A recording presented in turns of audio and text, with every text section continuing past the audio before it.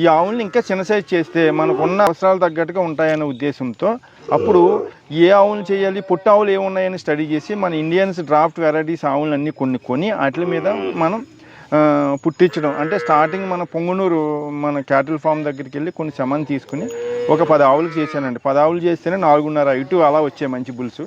దాని నుంచి మళ్ళీ ఒక 200 ఆవులకి చేస్తే 4 అడుగులకు వచ్చిందండి. 4 అడుగుల నుంచి మళ్ళీ ఇంకో 200 ఆవులు చేస్తే 3.5 నుంచి 3, 2.5, 2 అడుగులు, 1 అడుగు వరకు అలా తగ్గించుకుంటూ వచ్చిందండి న్యాచురల్గా. అంటే ఇన్బ్రీడ్ అంటే ఆవు నుంచి ఆవుకి సుమారుగా ఇప్పుడు వచ్చి 2500 ఆవులు అయినాయండి నాకు ప్రయోగాత్మకంగా. అంటే ఆవు నుంచి ఆవుకి అలా దప్పదప్పాలుగా పుట్టించడం వల్ల 2500 ఆవుల్ని ప్లస్ ఇక్కడ ఒక 5 ఎకరాలు ఇక్కడ మెయింటెనెన్స్ ఇదంతా కూడా నాకు నెలకి 15 నుంచి 25 లక్షల వరకు మెయింటెనెన్స్ అవుతుందండి.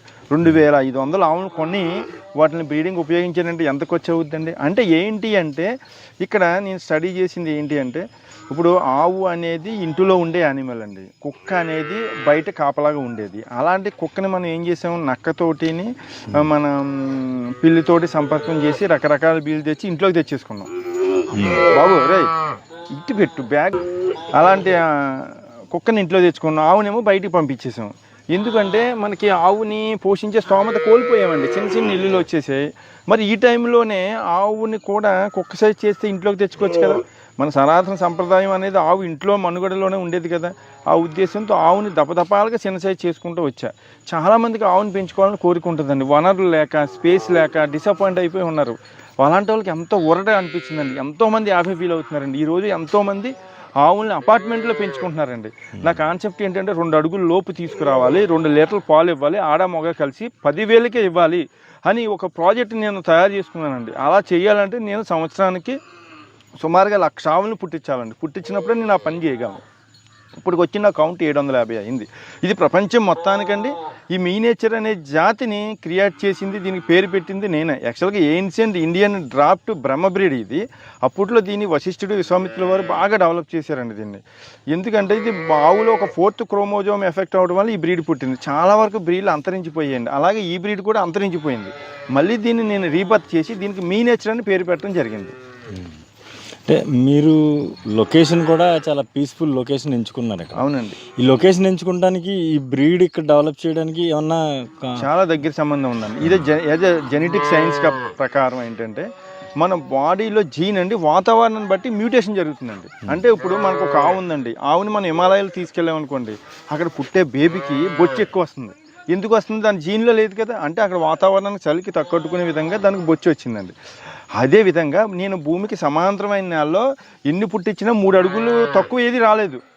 ఎందుకంటే భూమికి సమాంతరమైన ప్లెయిన్ ఏరియాలో పుట్టే ప్రతి జీవి హైట్లోనే పుడుతుంది. దాన్ని మళ్ళీ మ్యూటేషన్ మార్చాలని కొండల వారికి తెచ్చానండి. ఎందుకంటే కొండల వారిని పుట్టే ప్రతి జీవి కూడా పుట్టిదే పుడుతుంది, చిన్న కాళ్ళు ఇట్టుకుని పుడతాయి. ఎందుకంటే కొండ ఎక్కాలంటే పుట్టడం వల్ల సాధ్యం అవుతుంది, అది నేచర్. అందుకని ఇక్కడ తీసుకొచ్చి కొండల పక్కన 2 అడుగుల వరకు తీసుకొచ్చానండి. ఈ 2 అడుగుల నుంచి ఇంకా చిన్న సైజ్ చేయాలి అంటే ఏం చేయాలండి, మరి అపార్ట్మెంట్లో మన టైల్స్ ఉంటాయి, టైల్స్కి ఇట్లా జారకుండా అలవాటు చేయాలనే ఉద్దేశంతో 3 జనరేషన్లో మన టైల్స్ అపార్ట్మెంట్లో మ్యూటేషన్ చేస్తున్నా. అంటే ఇది అందులోనే పెరుగుతాయి, టైల్స్లోనే పుడతాయి. పుట్టే దూడలకి టైల్స్కి అతుక్కునే స్వభావం ఉంటుంది, అంటే జారే స్వభావం ఉండదు అన్నట్లకి. మన ఆవులు జారిపోతాయి, వీటికి జారే స్వభావం ఉండదు.